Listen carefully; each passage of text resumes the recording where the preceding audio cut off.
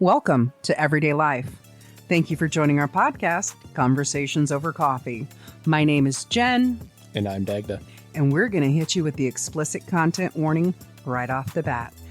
This podcast does include adult situations and adult language from time to time. I'm an angel. I never fucking cuss. Okay. Anyways, you ready to go? Oh, yeah. All right, let's go.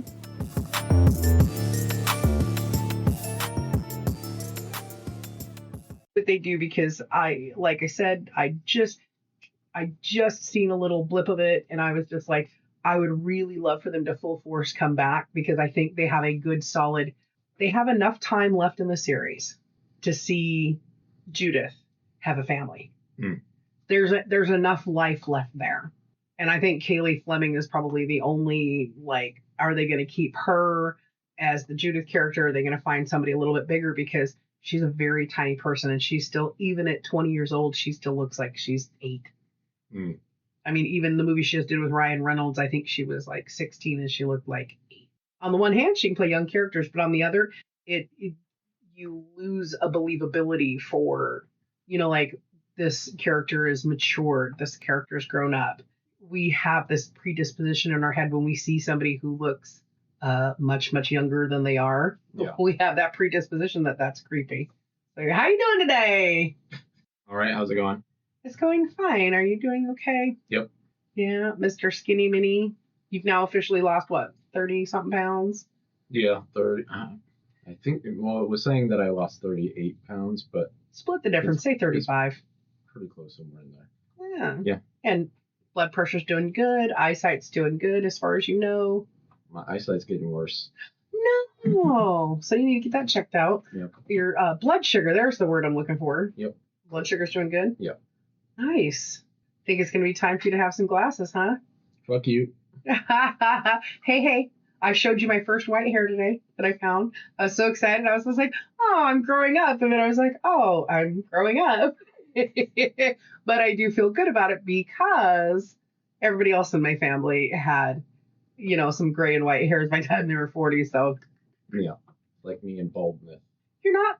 My bald. Grandfather was completely bald by the time he was 30, which is where you inherit it from. Yeah. Grandfather to mother to son. Yeah. Or grandson or whatever. And I still have 3/4 of my hair. You still got a cul-de-sac going on. Yeah.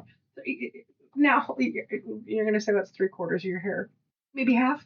Okay, even if it's fucking 1/4, I still have more than he did. 75% more hair than he did. Right? At fucking the age of 30 and 50. So did he shave his hair like a lot of guys? No, he just trimmed. He kept it short, but it was still, yeah. Did he totally have a cul-de-sac? Or did he have a way back? Or did he have a way back where it's like, see where my hands are, that's where the hair would be, and everything else is bald? Well, no, it's just the crown of his head was bald. Yeah, I'm going to say half. Okay. But you still have way more than him. Yes. Which is great. I have 99% more hair than he did. And your hair's not completely white or gray yet. Yeah, it's only that section right on both. It's like right above your, what do they call them, sideburns? Yeah. I think it's really sun bleached, honestly. Yeah, we'll say that. Let's say that. Sure, whatever. Well, you do spend a lot of time walking. Yeah. No, but anyways, good. And the big thing is the blood sugar being under control. Yeah. Because I'll tell you what, when your blood sugar is not under control, your attitude's out of control. Is that what's happening? Yeah, you're grumpy or shit. You sure about that? No. Because I'm like, I do not fucking notice it whatsoever unless my blood sugar is too low. Yeah. Well, I think what happens when your blood sugars, it used to be when your blood sugar would spike really high, your eyes would like dilate and you would start shaking. You would have this weird shake to you. Like the same thing that happens when your blood sugar goes under 130 is the same thing when it would go over 300. Your eyes would dilate and you would have this little shake to you. And at first, for years, I thought, oh, he's getting Parkinson's. And then it was just like, oh, the diabetes is no longer like controlled by diet. It's controlling you. I never noticed any of that. Well, the only time, like I said, the only time I would notice my blood sugar is when it was like below 80. If it gets below, like, even in the low 90s sometimes, I'll start fucking feeling sick. But yeah, which is not normal. It's usually below 75 or something. Yeah. When people start noticing it, that's when I really notice it. But yeah, if it's below like the upper 80s, low 90s, I start feeling nauseous.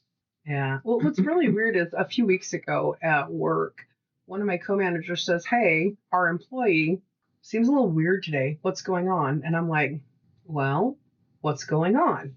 I'm like, "Tell me what's going on." And the individual also has diabetes. Hmm. And it was just one of those things where their blood sugar had dipped and they hadn't quite got it back up.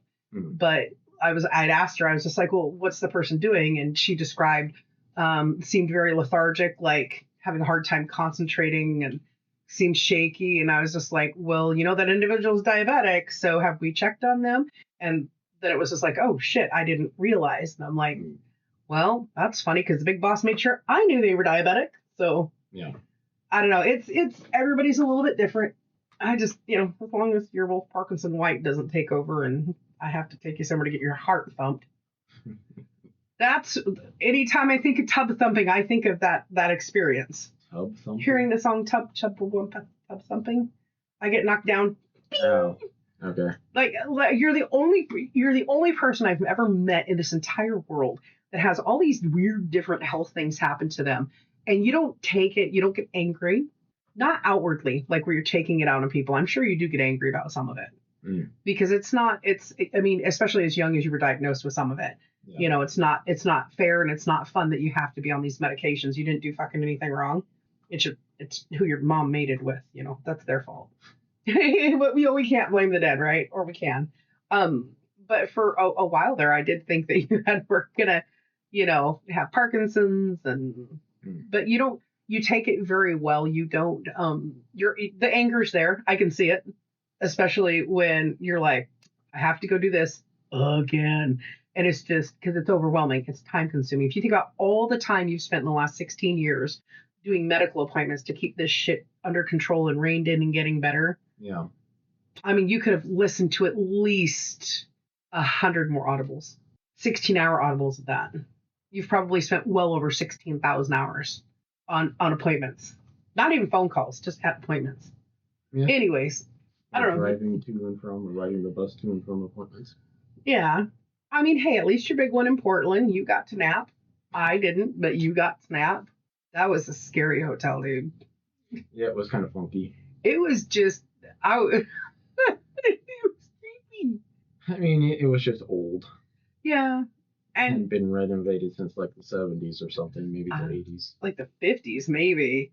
Like there was a smell and the beds were weird and, That's just Portland, Oregon. We stayed in Tigard, you weirdo. Yeah, it's same thing. Yeah, it's essentially the same thing. It's a subset of Portland, probably. Tigard, Beaverton, all fucking Portland. Yeah. Well, anyways, you do really good with it because you're not outwardly bitter about it. You take it with a grain of salt, and it's a good example for other people who have health issues they're dealing with. I mean, it's not gonna fucking solve anything to be like that. Yeah, but there's a lot of people like I have literally heard people go ape shit on the phone when somebody has told them, "You're not me," but there was a gal recently, and at upper 30s, she got told, "Yeah, you're in perimenopause," and she's bitter about it. She's angry about it, and it's just like it's life. It happens. You adjust. You can't go out being a psycho to everybody about it. Yeah. And it's just like, this isn't right, and God done me wrong. No, God didn't do you wrong. It's your body going, you know what? and people who take these, like the different birth controls and stuff, especially the chemical birth controls, they're like the hormonal ones. It's going to change how your body reacts. Yep. I mean, like, do you really want to have another baby at your age when your child just had their first baby? Come on, you're already a grandma at your age. Come on. Anyways. So what are you up to today? Besides shooting the shit about health with me. Stuff. Yeah. Hey, we got new hypnotic gifts we're going to be putting out, right? Yes. You finally, you didn't punch anything, which was really good, but I was kind of worried that you were going to be able to get that done. It was just fucking... having an attitude. Yeah. Just like you. Yep. You know, it's like one of those weird things where, so, um, we each individually got sick, and then we took a break, or we took a break and then we got sick. However, we're back, Yeah. but everything has kind of fallen to the wayside because yeah, I was sick in bed for days. Yeah. And you weren't sick in bed for days, but there was not much energy left for you. And I forbid anybody from coming to the house when I'm sick. I don't want them to get it. Yeah. You know, I remember texting you and being like, "We're not working. No, go away.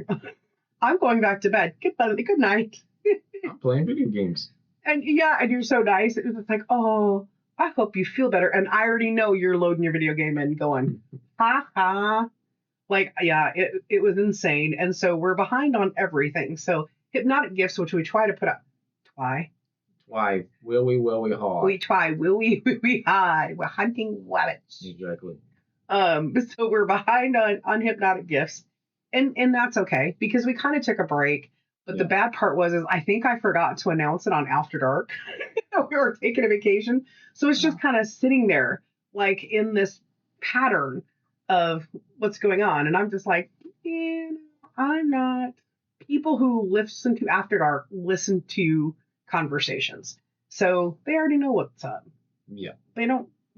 Generally speaking. Generally speaking, because if you're only listening to one and not the other, you're a sicko.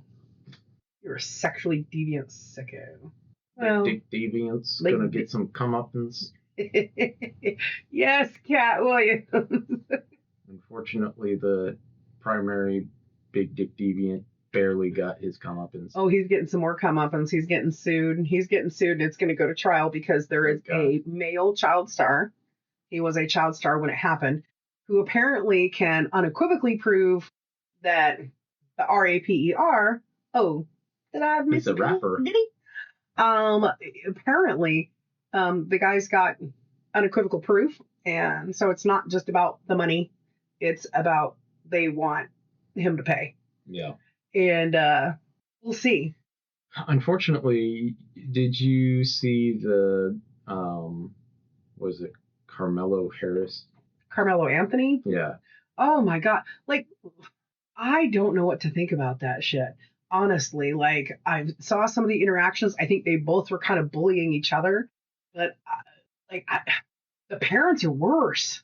All the parents and the supporters on both sides standing out in front of the courthouse talking about kill Whitey and kill. Oh my God, what the fuck is wrong with these people? Yeah. I'm sure you've watched more than I have about it because it just breaks my heart. The kid did it. Yes, he murdered somebody. And he even admitted, I killed him. I didn't like him. I killed him. But now that holds a retraction statement. Yeah. The upset of the black community that is up in arms about all this. Mm-hmm. That are like, if this was a white kid, this wouldn't have happened, and all kinds of other racist shit. Mm-hmm. Fuck those people. And what's really interesting about it is my partner had actually asked me last week. He's just like, "Do you see anything about this Karmelo kid?" And I was just like, I'm so on edge about it because where I work, you can't talk about this kind of stuff. Yeah. You can't talk about the president. You can't talk about the former president. You can't talk about any of it because you're in violation of your contract of being impartial and open and understanding and accepting of everybody. Yeah. And so I went, yeah. I was like, some of it, what's up? And he was just like, he's just like, and he goes, everybody blaming everybody else. Why didn't they just watch the video? I was just like, so this is the hard thing for humans. When they have somebody they very much love, they don't want to believe any ne'er-do-well that they did. Mm-hmm. We're in disbelief. Nope, that's fake. That's fake. Yeah. This kid, I think it may have started out as two top athletes trying to antagonize each other a little bit, like kind of getting each other's head, because that's what you do when you're in competitive sports. You do that. Yeah. We are taught to make sure they know you're there and your power. And I think it may have kind of started out something like that. And then the joking went a little too far. And one person was just like, nobody's going to get away with talking to me that way. And then the other person, like you got the person who's just like, you're not gonna fucking talk to me like that way. I'm a top athlete, I'm a competitor, and it's one thing to rib each other, but it's another thing to go to the extremes that they did. And then you got another person who doesn't want to look like a pussy in front of his friends. And it's just like, you had forethought to do this because you left the area, you went and got the weapon, and you came back. And then you ran out of the area. Most people did because there was enough people there they could have stopped him. You know, if it had truly dawned on them what was going to happen. And then going right to the police and saying, "Yep, I did it. I sure did murder him. I killed him. I shut his fucking mouth." So, and it was funny because, or sad, not haha funny, but sad funny, because my partner was just like, "Do they not get that this kid said he did it?" And it's like there, and all his friends said he did it too. All of his friends, all the witnesses, all of the recordings show it. Yeah. Show it, like you literally can see from the recordings that I saw are these two top athletes that are just antagonizing the shit out of each other. And you literally can see the moment when one snaps. And honestly, if that kid hadn't snapped, I think the other one would have. I really think it would have been one or the other was going to snap. And unfortunately, I think the person who probably felt under the most pressure because they were trying to get, into that scholarship zone, I think it happens. Mm-hmm. And I looked at my partner and I said, the sad thing about this is two young men lost their life that day. Because no matter what he does, if he was acquitted, he's going to go to prison for at least manslaughter. Guess what's going to happen? He's not coming out of prison. I mean, we have the most Americans. We are so, I will fucking show you. We're very retaliatory. I mean, back in the day, he would be executed. There would be no fucking, now we're soft, and so he's going to live. He's not going to be happy about it. And that's a scary thing. If this had happened 75 years ago or even 65 years ago, when you first have the school integrations happening and you have these cross cultures integrating together, 65 years ago, it wouldn't matter if it was self-defense or not. Nobody would have believed it. And it would have been, if he would have said to anybody, "I killed him, I did it," he would have been swinging by the end of the day. And that's sad. And I'm not a bleeding heart liberal like that. Mm-hmm. If you did it and you admit you did it, I think it's really sad when somebody does something like this and they say, "I did do it. I did kill him. I lost control of myself and I'm going to do it again." I mean, when you say those things. I told him not to touch me and he did, so I killed him. Yeah, because that's the natural reaction. I told him he was going to respect me. I told him not to touch me. Leave me the fuck alone. And it's just like, you're the one who invaded his space. Yeah. And I'm absolutely not looking. I think if you take all color out of it and you look at the base information, you can't sit there and go, "Well, this is a black-white thing." No, it's not. Yeah. It's an ego thing. Yeah. It's an attitude thing. It's an entitlement thing. Yeah. Because that's how we raise children now. "Oh, you need a participation ribbon because you didn't drown when you opened your mouth and looked up in the rain." Fucking for real. Yeah, no, it's a sad situation because I find it horrible and despicable that now when it's like once he realized the consequence of what he did, he had no bones about it until his mom was like, "You're never getting out of jail again. You realize that. So we can get you out of this if we pull this." His lawyers, of course, come up with the self-defense thing. I'm sorry. You were actually bigger than the kid. And I think the other dude was bigger. I thought my impression seeing the two of them standing was, well, I mean, maybe girth-wise, but height-wise, I think Karmelo was like an inch or two taller. I mean, they were pretty comparable in size. Yeah. But I mean, I'll tell you what, there's a reason he's a track star. You see him run? Like, the stride on him was like a fucking gazelle. Yeah, the video that I saw, I haven't seen, like, extensive videos.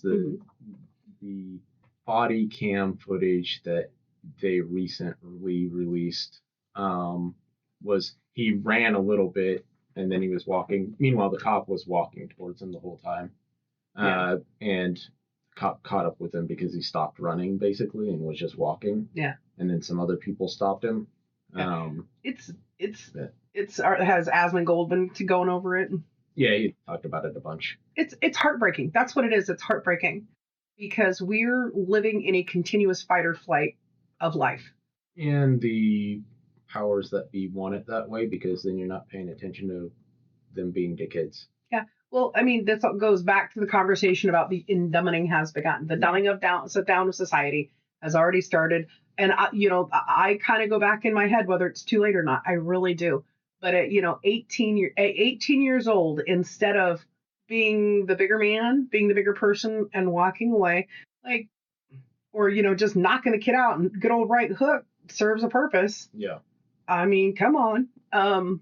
When you feel your two choices are to be a quote pussy or kill somebody, if those are your only two choices in life, And you're living in the wrong place. you are living in the wrong century, in the wrong time, in the wrong Neighborhood. dimension, neighborhood, world, country, any of that, man. Fucking.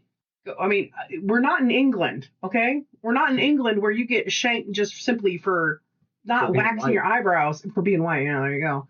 I And don't then know. you're called the racist, and then you bleed to death while in handcuffs.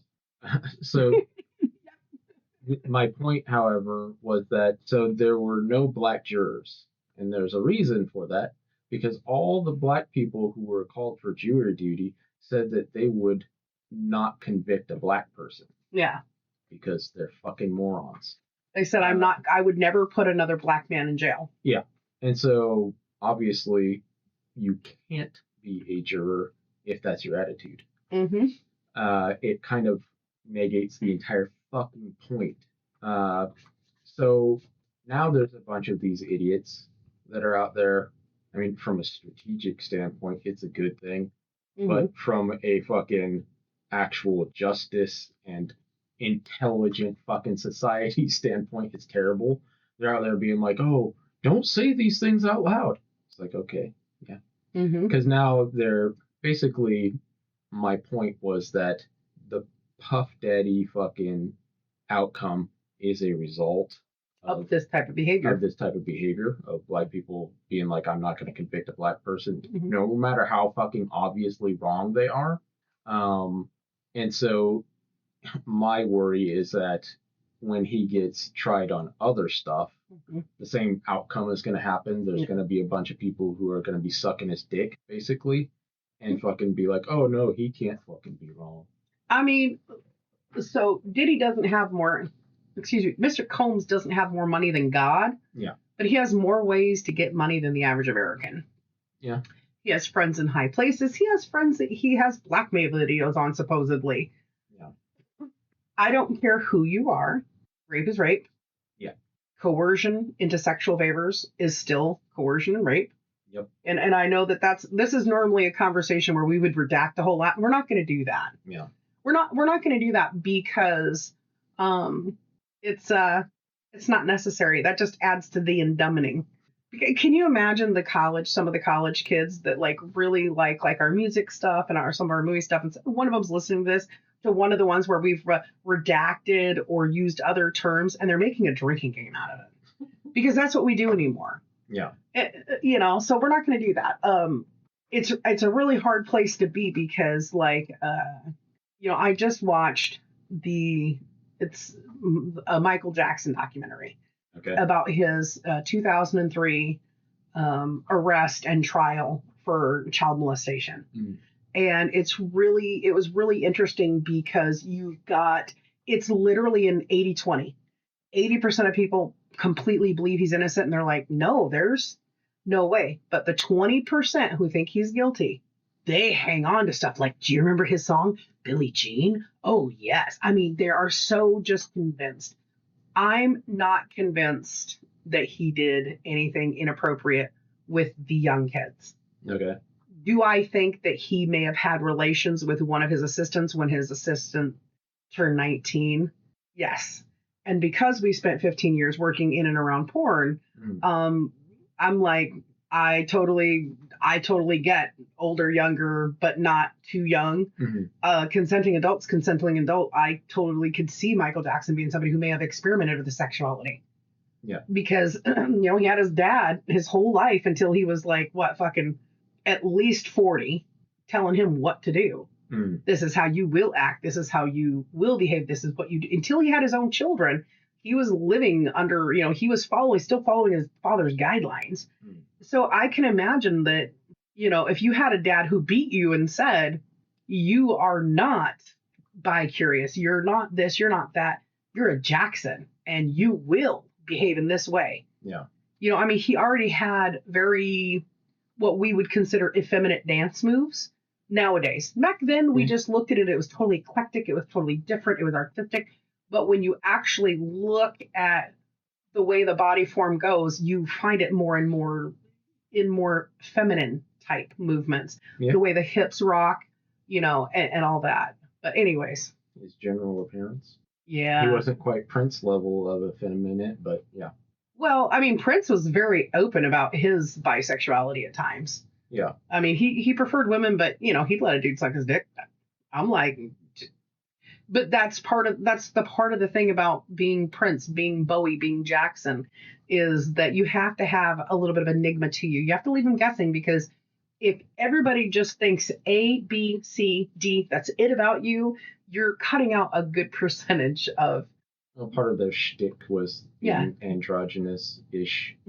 Yeah, I think Michael really, I think that really, when his hair caught on fire, like a lot of people, right? Pipsy burned his. For Michael Jackson, it's just like, I love his creativity. I loved everything about him.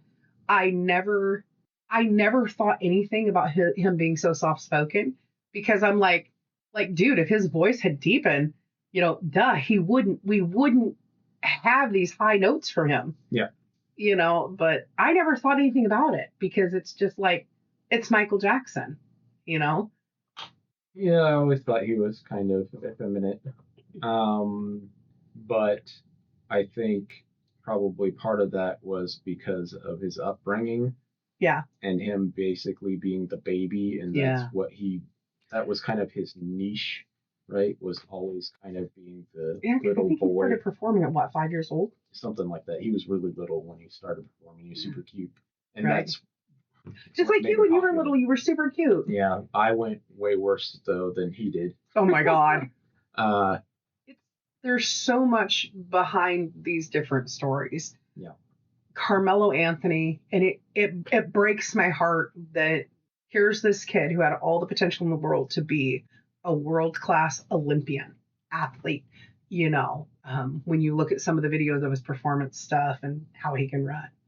And to just let your rage about life or whatever, you never know. We were not there. We were not in his mind. We don't know.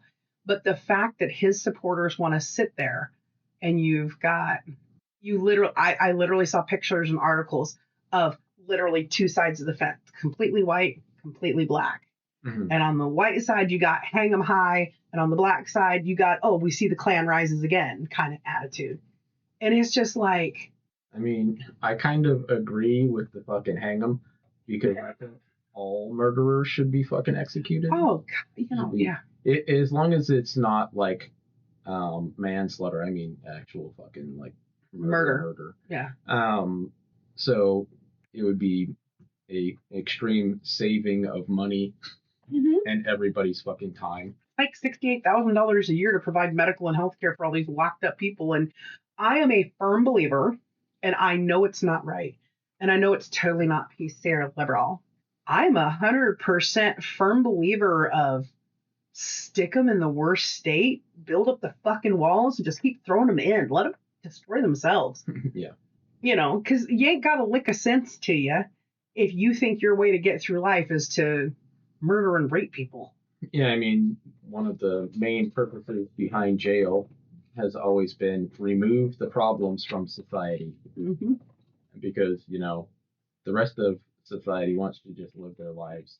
They don't need douchebags running around raping and murdering people and stealing shit and hitting on your fucking sidewalk and stuff like that.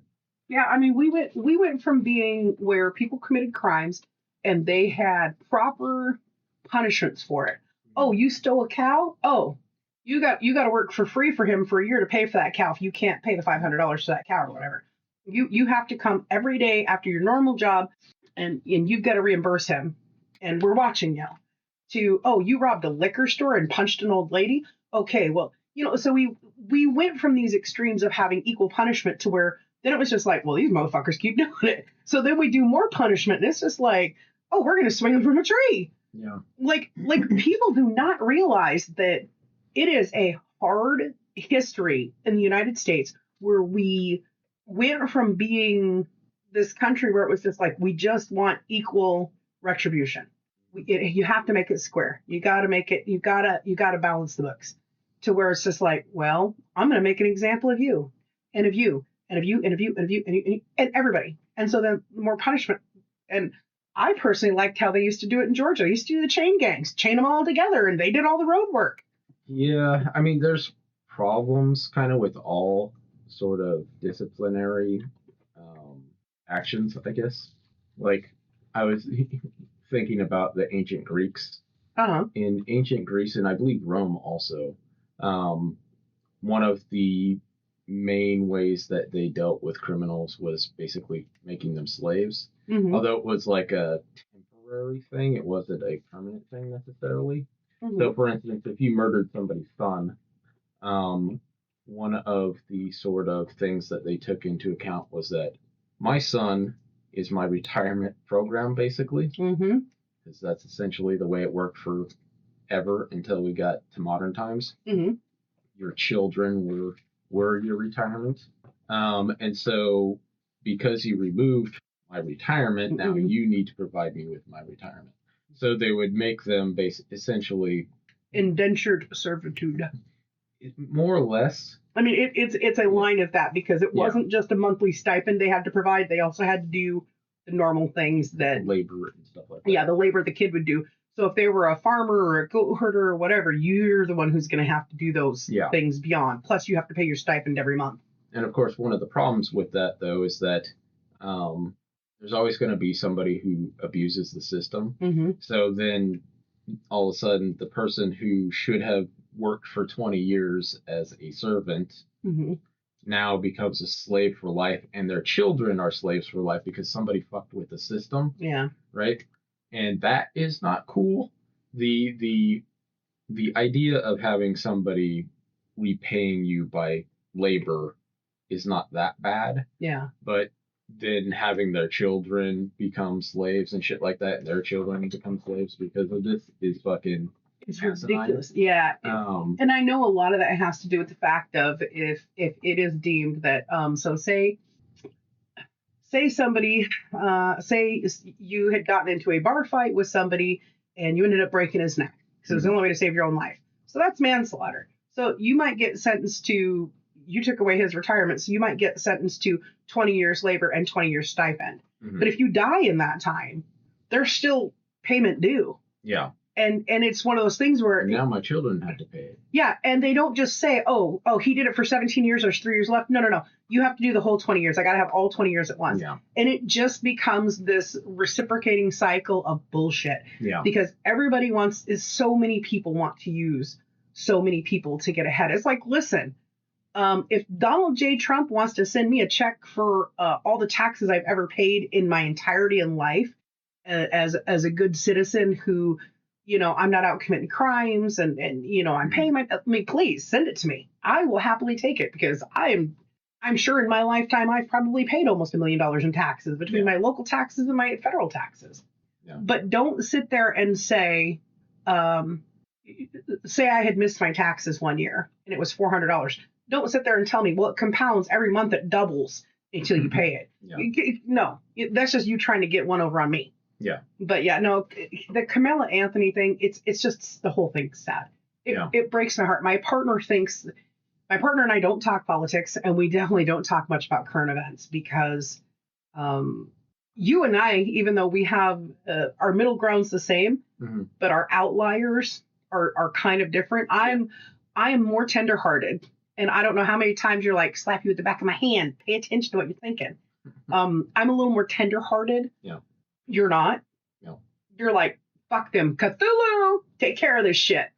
But my partner is like, you guys can have a conversation, because your outliers are a lot closer to kill them all. Fuck it. Yeah. I don't talk about it much because it's like I don't look at just the fact that you have a young man who lost his life. You have another young man who lost his life. And beyond that, you have two mothers that have lost their children. One of them got paid a whole bunch of money, though. But that's what I'm saying is, I mean, maybe that's the purpose for some people. I've never been lucky enough to have kids. And I've never thought that was the purpose of kids, was to make you money.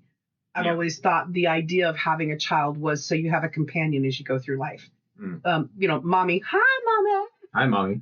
Mommy is, one of my absolutely best friends. And I'm thankful and grateful for her every day. And when my dad was my dad, him and I were buddies for years and years and years. Mm-hmm. And, I've dealt, and I feel bad for my siblings because I don't think they've quite dealt with it the same way I have. But, dude, I did it for 30 years. Tap out. Yeah. Tap out, especially because probably since COVID, it's just been a lot worse. But I dealt with all that. Yeah. And a lot of people don't understand that I personally have never seen children as somebody to do your chores, somebody to take care of you when they get older. It's somebody to be your companion and build memories with, kind of like your friends. Mm. I mean, yeah, when you're a kid, you got to do things because mom's tired because mom went and worked a 12-hour day to put food on the table. Yeah. But yeah, it's a sad situation. But me personally, I'm a huge fan of somebody. So what I didn't like was I saw this clip about now he's claiming self-defense, right?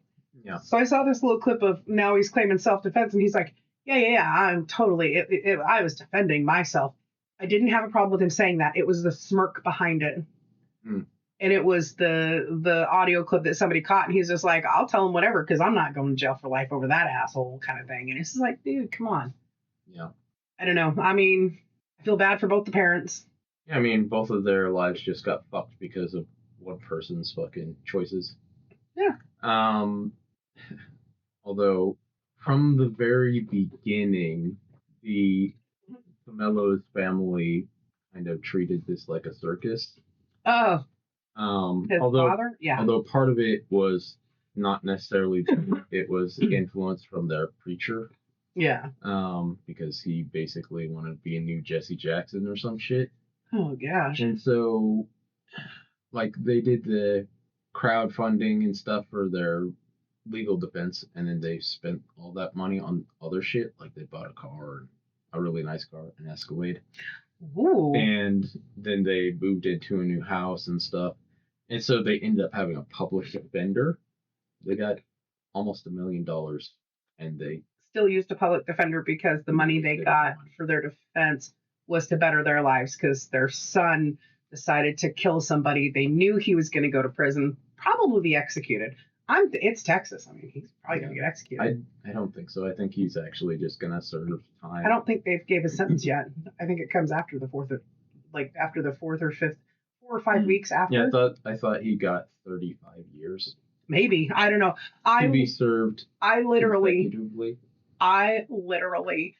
saw a clip of this whole, hang 'em high and looks like the Klan's back in town kind of. I saw this whole division of literally people, and it's one of those things where obviously people are going to say, oh, you're just picking up on this because of your ethnicity. No, I'm actually not. It's actually recorded where they were recording these two lines, literally African and American primarily on one side, a Caucasian primarily on the other. Mm-hmm. And the Caucasian is just like, this is not a black white thing. This is a, this is a justice thing. This kid killed this kid. And the person over here was just like, oh, sure, it can't be self-defense. And they're like, how can you claim self-defense when he walked up to them and was like, oh, I totally killed him. He was pissing me off. Told him not to touch me. I told him to leave me the fuck alone. And he didn't listen to me. So I had to show him what was what. And it's just like, come on. But just this whole thing of I wish Morgan Freeman would have went down there and straightened the whole thing out. And I and that's a little bit of humor there because Morgan Freeman's just like racism, yeah. It's not something that is within the hearts of most people.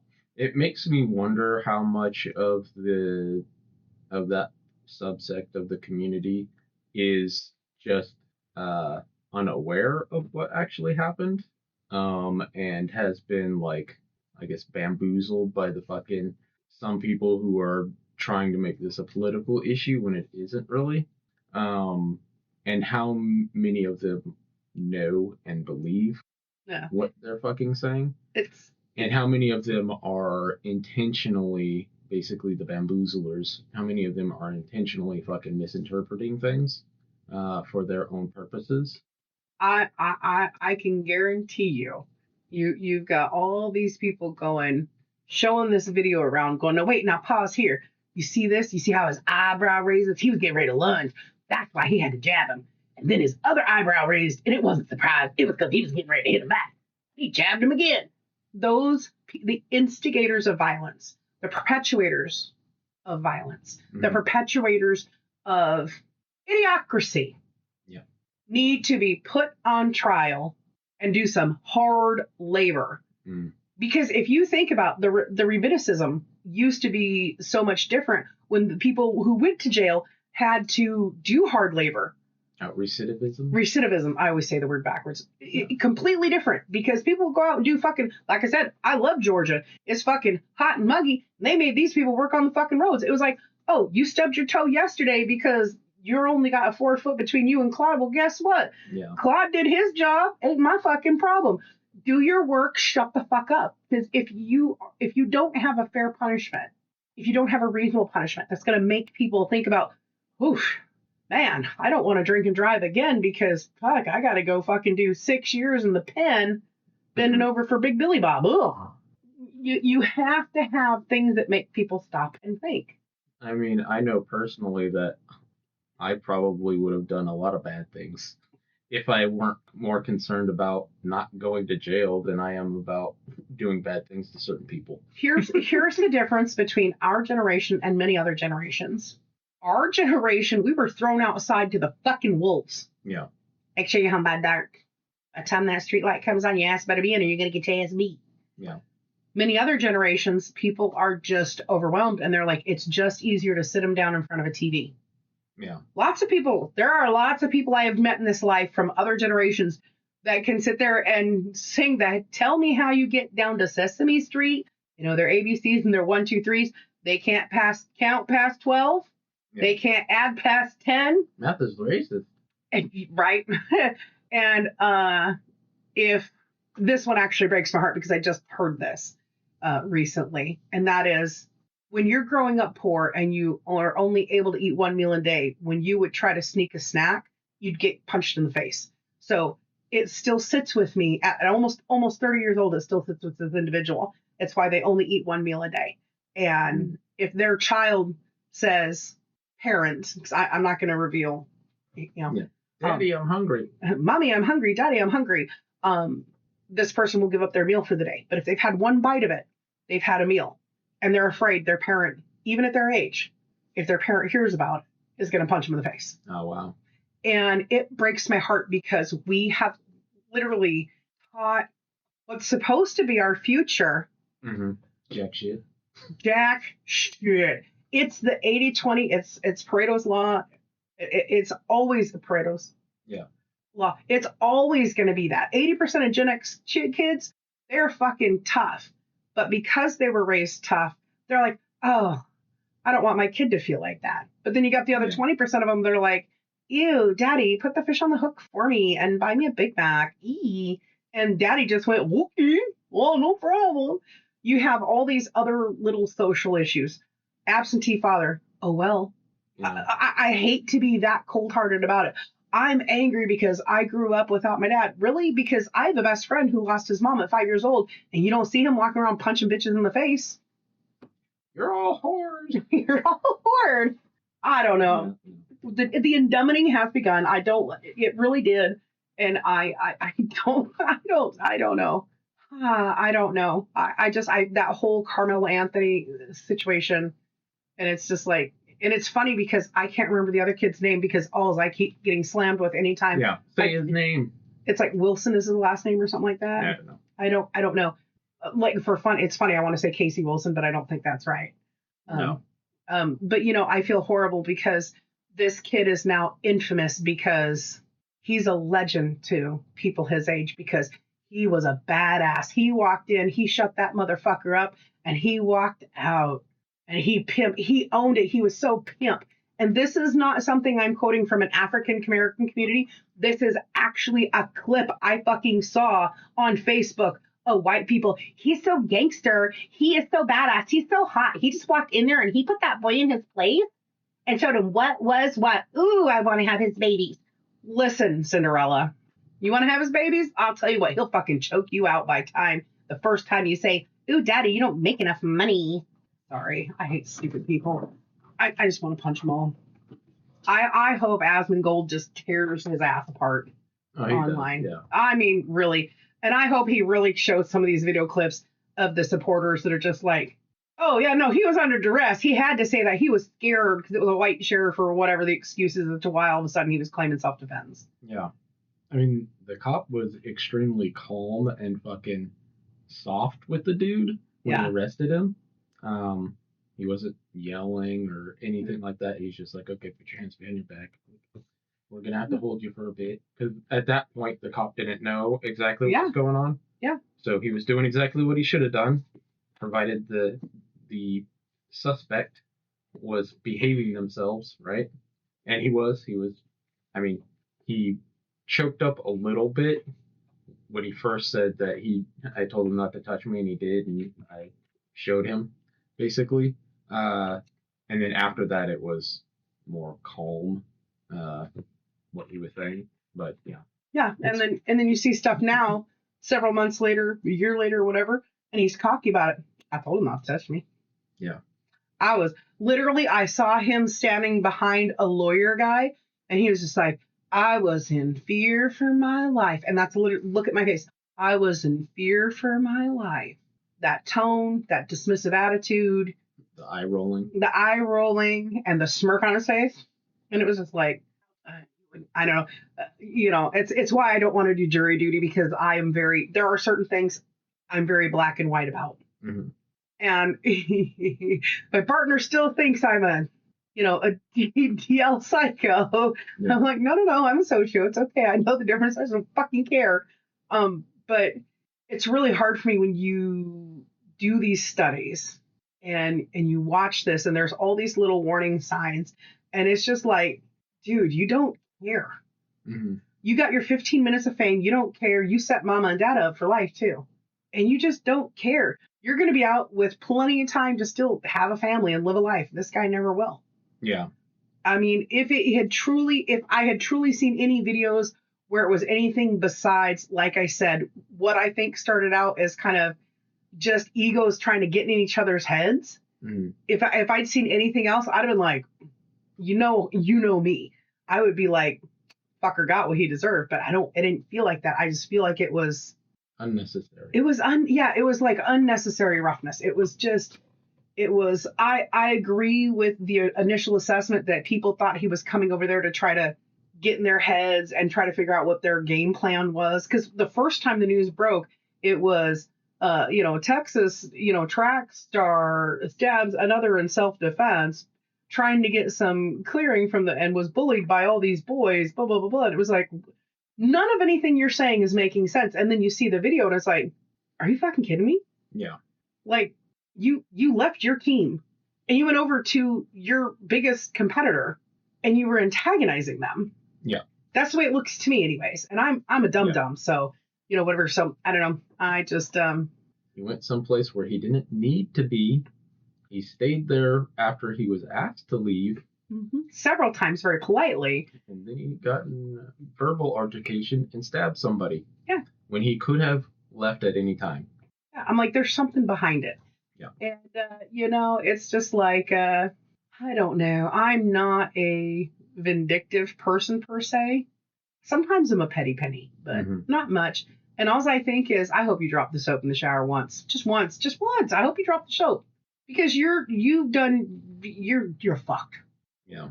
I don't know. Anyways, my partner and I can't talk about it because if he was sitting here with us today, he'd be like, that's right, Dagda, you fucking tell him they should have strung him up and swung him from a tree and used him as a human pinata because he didn't need to be there. Yeah. He made choices to antagonize the situation and make it worse than it needed to be. And instead of leaving, he stabbed somebody. Yeah, I mean, it's really weird because there's this eerie almost, ain't nobody going to tell me what to do. Yeah. To it. Like, okay. Oh. Which makes it way worse. At any point, he could have left. If you are the type of person that's going to do that in fucking broad daylight, what are you going to do when nobody knows what you're doing? Yeah. I mean, maybe his ego just got the best of him at that moment, and teenagers are fucking stupid. Oh, yeah. But nevertheless, it takes a certain type of person to do what he did.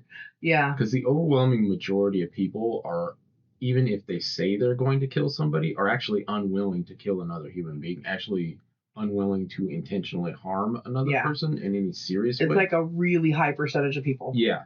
So to be in that situation and do what he did, he had to be on the short end of the special kind of people. Yeah, he's 100% on the socio side of people, where, oh, I'm sure that's not what you wanted me to do, but that's what I wanted to do, and I'll tell you whatever I want to tell you, and it's how it is. Shut the fuck up and accept it, and let me go on about my day. Yeah. And I'll tell you what, those are the ones that they scare me more than psychos. They scare me more than the Ed Kempers. And I don't know, do you know anything about Ed Kemper? Mm-mm. Ed Kemper is known as the co-ed killer. He's actually somebody in the 70s that worked with the actual people that are behind like the BAU, the behavioral analysis units and everything. So you hear about Mindhunter and you hear about the original guys. So Ed Kemper, and I've heard the actual audio recordings, and it is creepy as fuck. He is very matter of fact. He will fucking tell you, oh, I absolutely know it's wrong. That does not matter. I will do what I wish to do. Because it is my world. This guy killed or attempted to kill his grandfather. They put him into a fucking nut house when he was a teenager. He gets released back to his mother, and his mother was one of those, I think they call her an intimidator. Like, she would use everything against him, like, Ed, you're so wrong. Well, his mom, and I actually heard the actual audio to it. So Ed Kemper kills his mother, cuts off his head, and does forced fellatio with her dead head. And he says, do you know what kind of strength you have to do to be able to force your way through the seized muscles to perform to completion? Wow. Ed Kemper is fucked in the head. Yeah. But he owns it. He 100% owns it. He goes, oh, I 100% knows this isn't right. But here's the reality. You put me out in society, and I will do it again. And there's all these little tells we all have. Because anybody who tells you I'm reformed and I won't do it again without great doses of psychotic medication is lying to you. They are playing you for a fool. And he, when you listen to Ed Kemper talk, he'll tell you that most serial killers, most people who go and they kill people, they are in this 3% group. Yeah. And the ones that who show remorse are lying to you. He was just like, if you, and it's really interesting because it's so creepy and it fits with this so well. If you know you shouldn't do something, but you don't care because you want to do it because that's what serves your heart, that's what serves your happiness, and you do it, it's going to happen time and time and time again. Yeah. Because if you have another way to get out of the situation and you choose not to do it because what you want to do is to stab somebody, you will make sure it comes to that conclusion. Yeah. I'm curious as to whether or not there were other kind of signs before this. Like, did he bully other people? The only thing I saw about him prior to this was he was a very quiet person. He was not highly social. He was not Kemper, obviously. Yeah, Anthony. That's the only thing. I mean, it's been a mixed bag of reports. Like, he was a great student. He was a great athlete. But then you hear the other side of it is that he was kind of quiet and kept to himself. And he had been bullied when he was younger. Okay. Listen, I'll tell you the same thing I tell plenty of adults now. And it's something you have to come to the conclusion to really fucking quickly and accept really quickly, or it will fucking wear into you for a very long time into your adult life. The things that happened to me, the things that happened to you when we were children were beyond your control. As an adult, 18-year-old is an adult. As somebody who is older, you're way more in control of your life. than the things that happened to you when you were 10, 11, 12, 13, 14. Yeah. You start getting a better sense and control of your life by the time you're 17. By the time you're 16, especially boys, you generally will start standing up for yourself more if you've been bullied. Yeah. You know, like a lot of guys, like they'll take boxing classes or they'll start, hitting back or they'll start running their mouth. But I don't know, the sooner you accept things that happened when you were too small to make a difference and understand you are now more in control, the better off you are. It took me a long time to figure out to let go of shit that happened when I was a kid. Mm-hmm. I mean, I think you were 7 when you learned how to let go of shit. Yeah, maybe. Probably not, actually. I think you started. I think the conversation we had about it was once you discovered self hypnosis, it really changed your life, and that was when you were 15, 16 range. Yeah, it was 14. 14.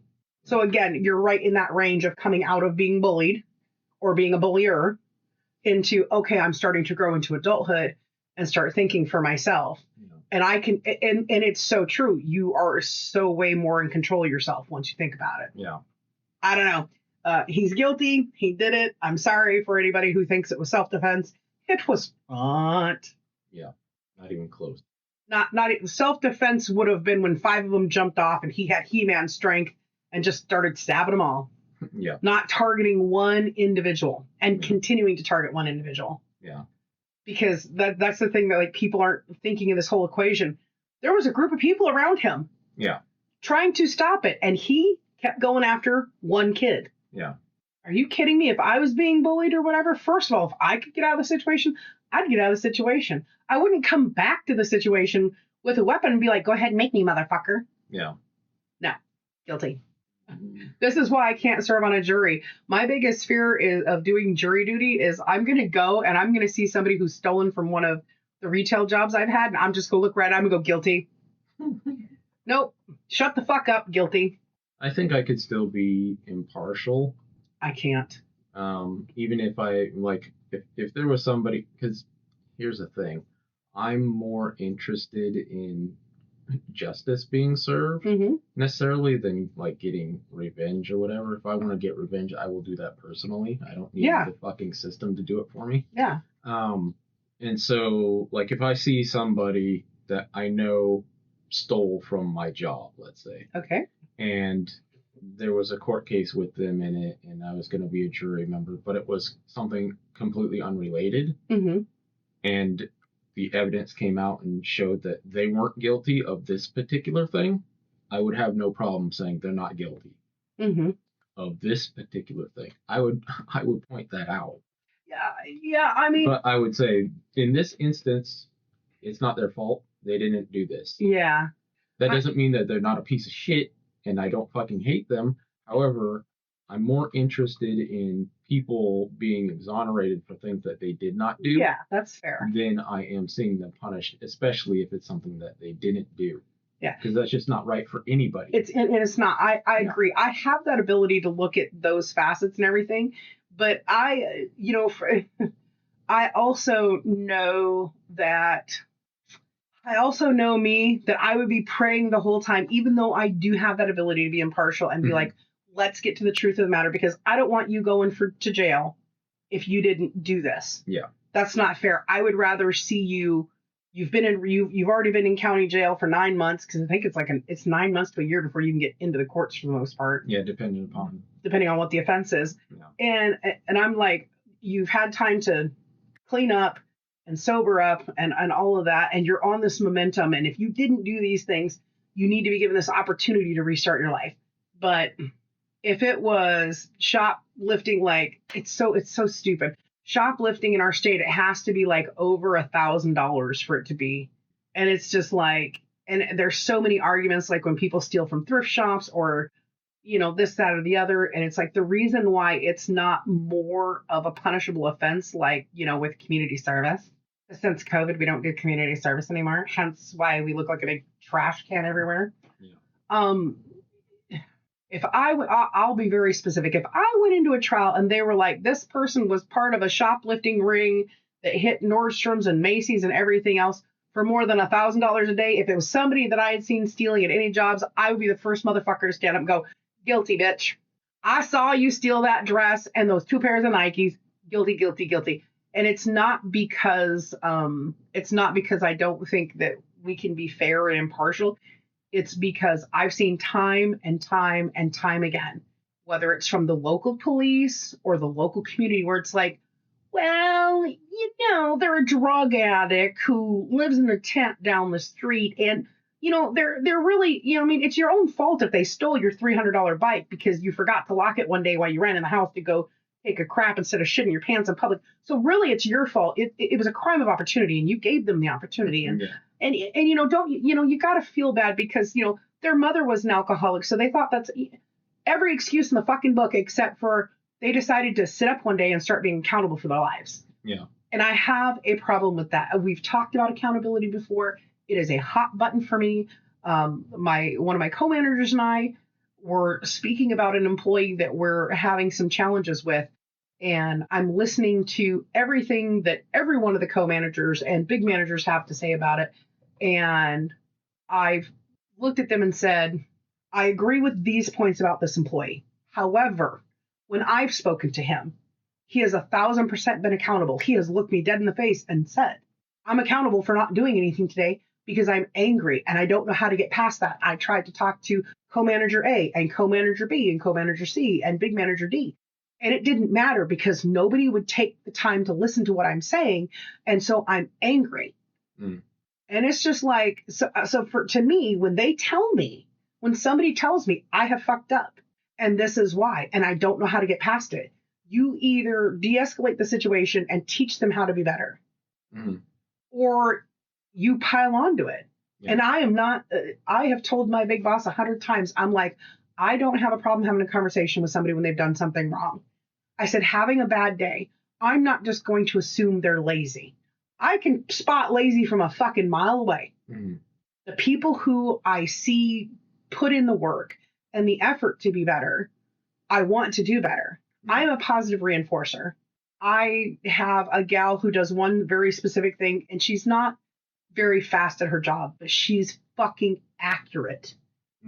Everything she does is accurate. It's just she's slow.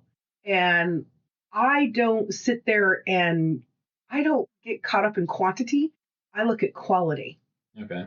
Right? That's what's important to me. Yeah. And so I said to this individual a couple of weeks ago, I was just like, you know what? I know that you feel like you're still struggling with your numbers and everything, but I have to tell you what I'm noticing.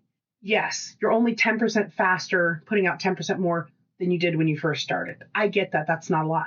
But the quality has went from shaky to, I've literally had been checking people out in line going, oh man, I wish I would have saw that. That is a great quality at a fair price. So I look at the overall performance. Yeah. I can't be a juror, I don't think. And it's not because I don't know how to be fair. It's because I've seen way too many faces and I'm so tired of everybody's excuse. Well, mommy was a drug addict and daddy was in jail. And I grew up with divorced parents, and I had a stepdad who was an alcoholic. So now what? Nobody paid my bills for me. I had to pay for my...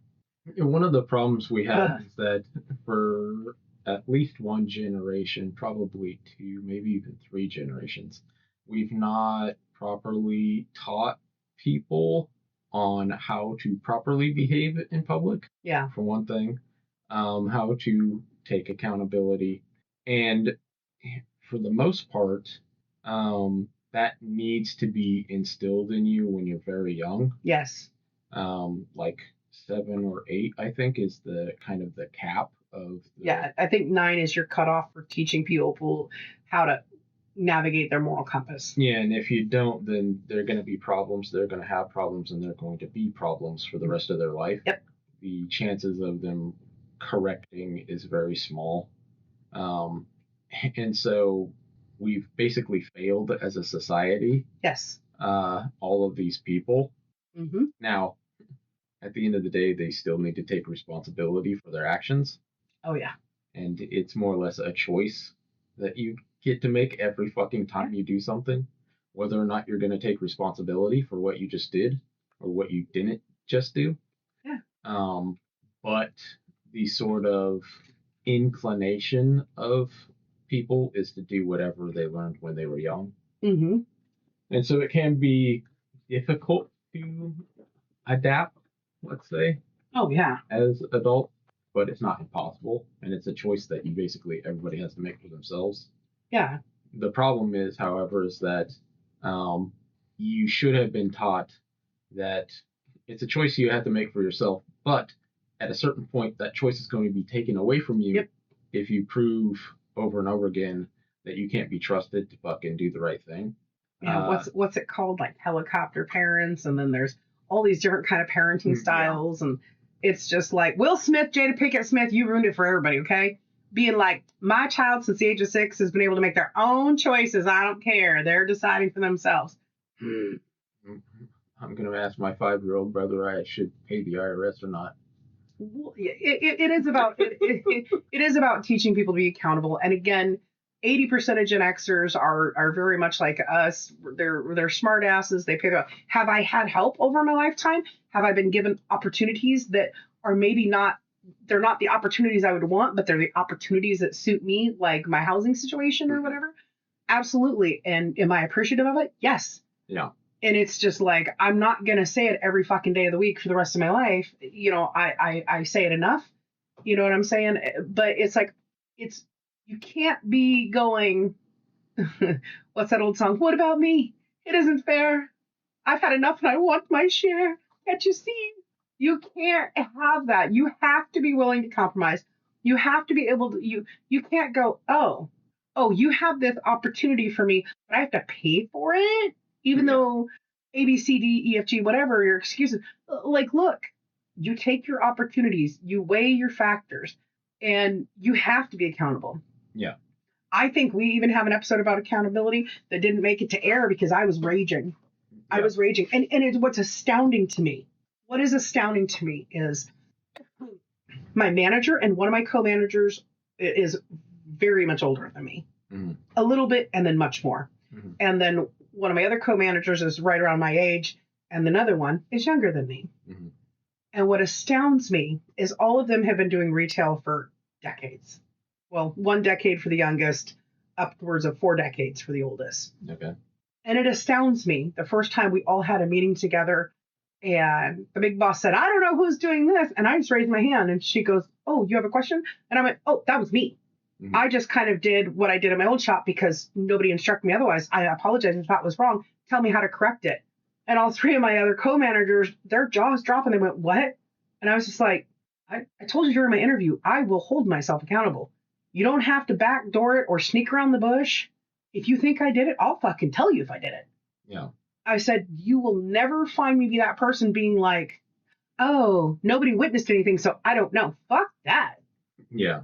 I had a situation come up at work the other day where somebody put out a product, and I won't go into description because it's kind of gross. Ew. But somebody put out a product that should never have been put out on the sales floor.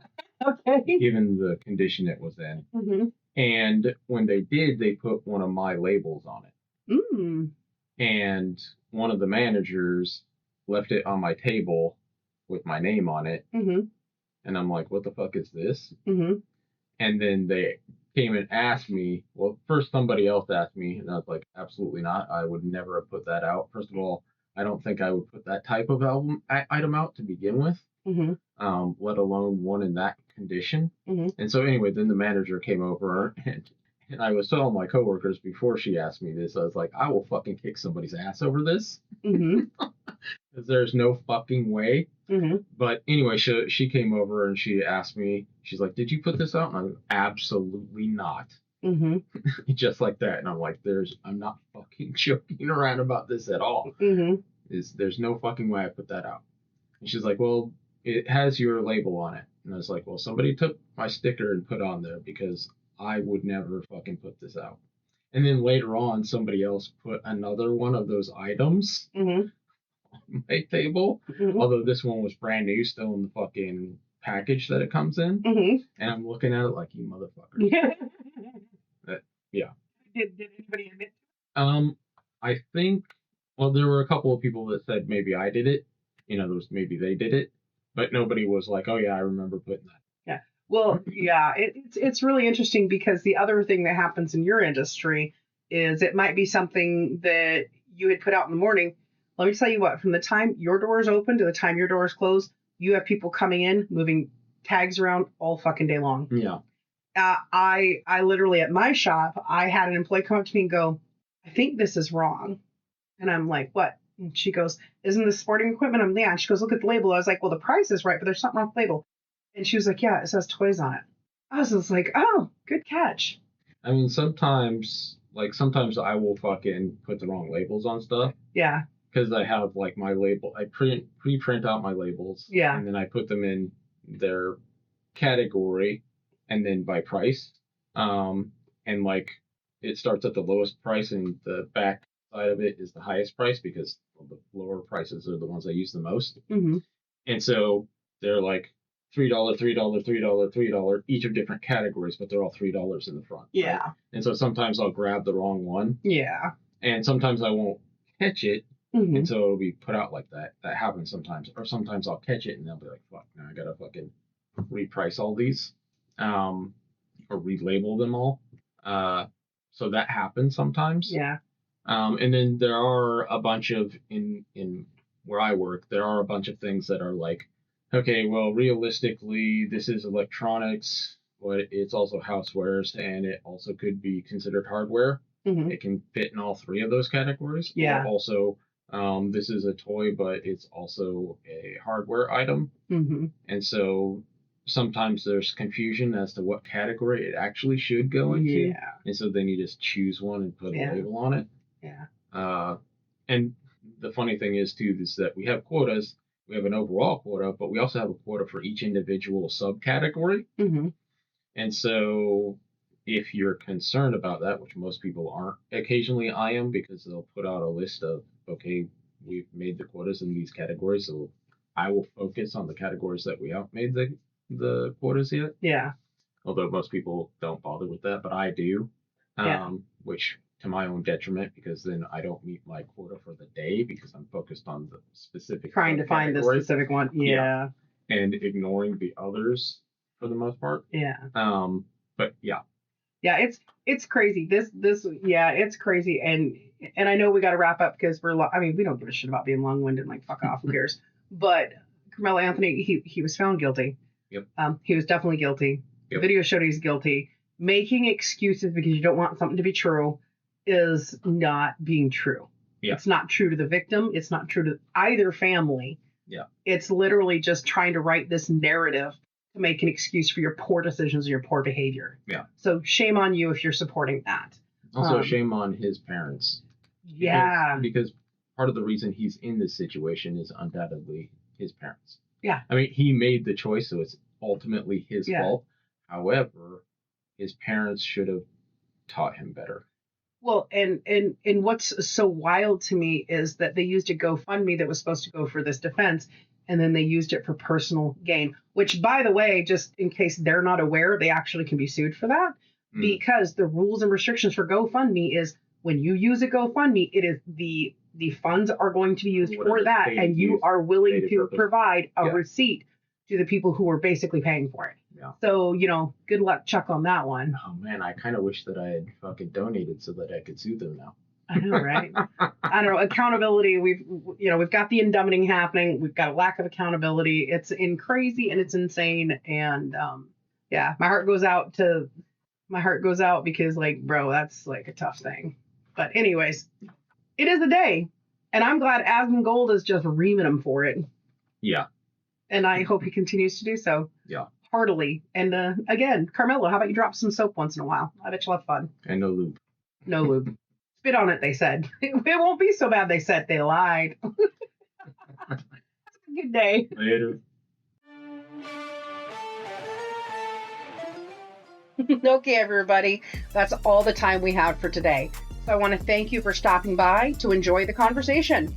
We're glad you're here. And please share and share again. And share some more. And if you haven't already, subscribe. We'll be having another chat and another cup soon. We'll talk to you then. Look forward to seeing you.